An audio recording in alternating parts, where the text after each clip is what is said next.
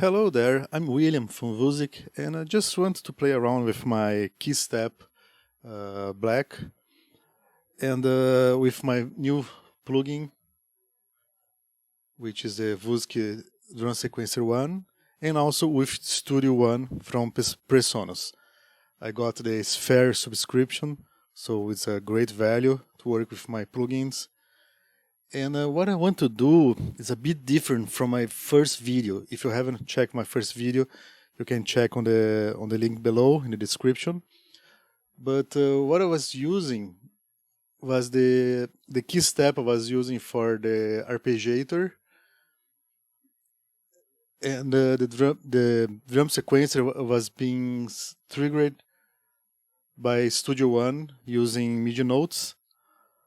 But I was thinking maybe I could do this a bit different. So let me show you what I have in mind. Let me close this and open the program that comes with the KeyStep. And I was working on this song, and I decided to use the option on my drum sequencer that allows me to send MIDI notes, and the note on will be a 1/16 tick in the sequencer, and the note off is going to be a 1/32 tick in the sequencer. So I have 64 steps, and I add all the steps in here on my sequence 1. And also the first step velocity is 127, so this is going to reset my drum sequencer to the start of the pattern. And every subsequent step is a low velocity, 98, 97, so they are not going to reset. They are just going to move to the next step on the sequencer. And since I have 64 steps in here, and I'm using the MIDI note on and off, I can get all the variations on the sequencer, which also has 64 steps. So it's 4 variations of 16 steps with double steps. I'm going to show you in a second. So I created this sequencer here. If I want to go to the next pattern, I just create the same sequence for the next note. So then I can go and start my sequence on the key step and use the sequence selector. Let me move my hand here. So the sequence selector is going to change from the first pattern, second pattern, third pattern, and so on.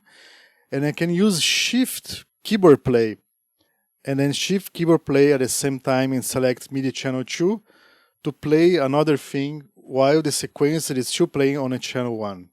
So I can do 2 things with the key step. So let me go back to my KeyStep Editor here. So I have for now I just have set the sequencer 1. The only thing I need to change is the next step end. So it's going to play the whole pattern. I can change the knob of the sequence on the key step for sequence 2, and it's going to play the whole first sequence first, and on the end it's going to go to the next pattern. So that's really what I want. So let's now go to Studio One and see how I routed the MIDI for that, because I need to do some changes. Because first I need the key step to be selected to work with, let me see if I can show in the camera that, to work on MIDI channel, no, not MIDI channel, but I have to set here on the back so it uses the USB synchronization. So what is waiting is actually some MIDI clock from the USB MIDI. So if I go here on the Studio One options, I had to create first this guy. I don't know if the name, I think this is an instrument, but you just have to watch for the icons, because there are 2 types.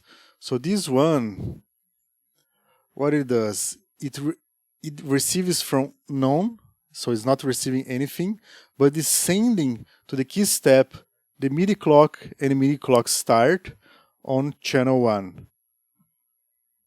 And the second one is the one that's going to receive. So it's receiving for the KeyStep, and I select the split channels. So I can select which channel I'm receiving and then routing to something else. So here I have Wusik Drum Sequencer 1, and this is running in a window, so we can see just a bit better, but you can select to full screen. And if I go to settings, this is a new version, so you have to download this new version to see this option. MIDI channel 1. If I set to 0, it's going to be Omni, so it's going to be any channel. But right now I'm setting to channel 1. The clock trigger is 116 notes on and off, velocity higher than 120 resets.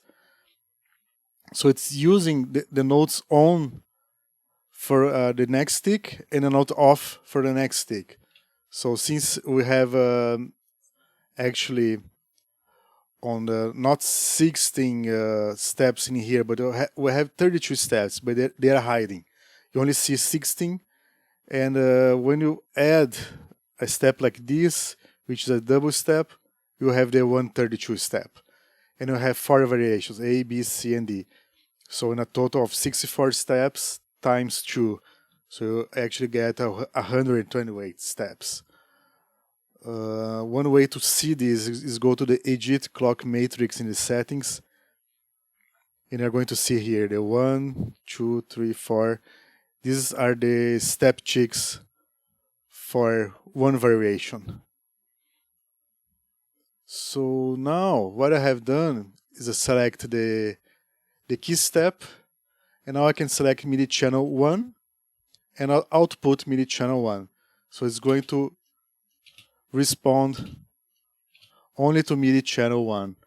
The sound is not outputting because Studio One is outputting to another sound card, but you get the idea. Let me see if I can route the audio. It is Selector. I don't know why it's not being recorded, because I'm using Windows Audio. The problem is that it's outputted directly to the speakers, so it's not outputting. But, well, you get the idea. What is going on here? Let me open the drum sequencer on, and then hit play on the Wusik, on the Studio One. And you can see that it's perfectly in sync. Let me select to show all the variations. I think I can put a microphone next to the speaker. Let me see if it picks up.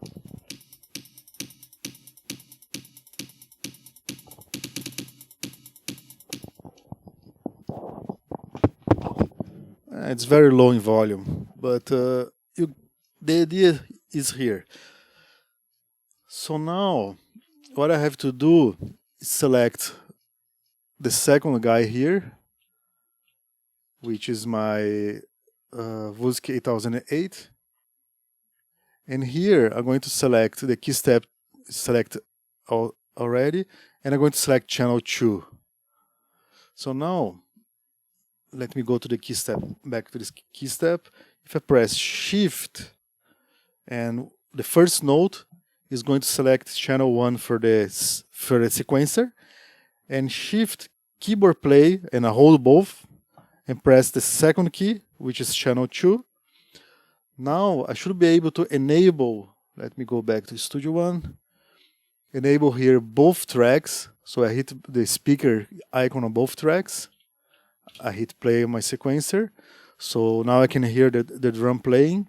And if I press keys on my keyboard, it's only going, you can see it here on the mixer, the first three actually. The first 3 are the drum sequencer, and here you have Wusik 8. So I can play 2 things at the same time.